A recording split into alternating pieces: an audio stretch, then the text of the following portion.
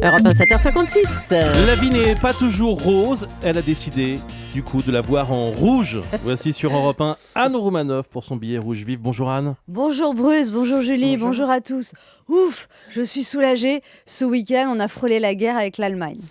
Le Parti socialiste a contrarié Angela Merkel en critiquant son intransigeance égoïste. Intransigeance, ça veut dire qu'Angela est têtue, ça n'est pas totalement faux. Égoïste, ça veut dire qu'Angela fait passer les intérêts de l'Allemagne avant ceux de l'Europe, c'est plutôt vrai.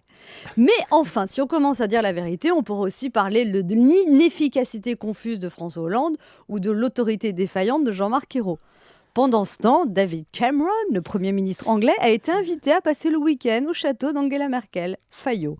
En même temps, un week-end chez Angela, ça ne doit pas être franchement détendu. Tu vois, au petit déjeuner, elle te parle de l'euro, à midi de la rigueur et le soir de la relance. De toute façon, ça n'a jamais vraiment collé entre Angela Merkel et François Hollande. Vous savez comment ça se dit ? Le changement, c'est maintenant en allemand ?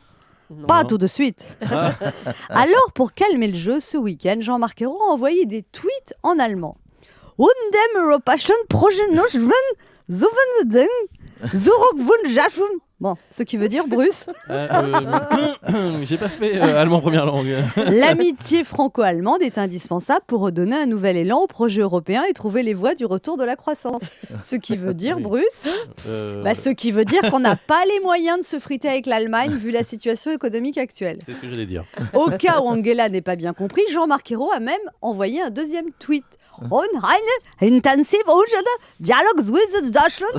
On ne résoudra pas les problèmes de l'Europe sans un dialogue intense et sincère entre la France et l'Allemagne.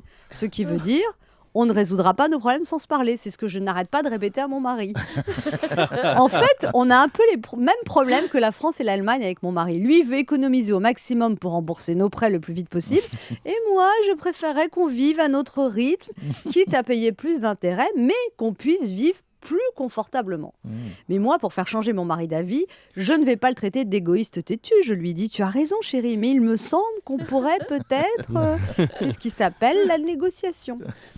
En plus, on n'est pas vraiment en position de force avec Angela, parce qu'on parle souvent du moteur franco-allemand de la croissance, sauf que l'Allemagne a le moteur d'une BMW, et nous, on a le moteur d'une Twingo et plus d'argent pour mettre de l'essence. Alors hier, Manuel Valls a qualifié d'irresponsable, démagogique et nocif les propos tenus par les dirigeants du Parti socialiste. Dites-moi, il y a une bonne ambiance au PS en ce moment. Irresponsable, démagogique et nocif. Heureusement que Manuel Valls n'est pas dans l'opposition. Sinon, d'après un sondage, il paraît que les Français seraient pour un gouvernement d'union nationale. Union nationale. En ce moment, c'est plutôt la désunion totale. Et être désunis, ça n'est jamais très pratique pour gouverner.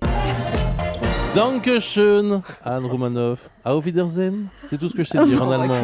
Mais ça fait illusion, hein, vaguement. Ya. Hein. Appelez Jean-Marc Ayrault pour des leçons d'allemand, mes chéris. Merci beaucoup, Anne.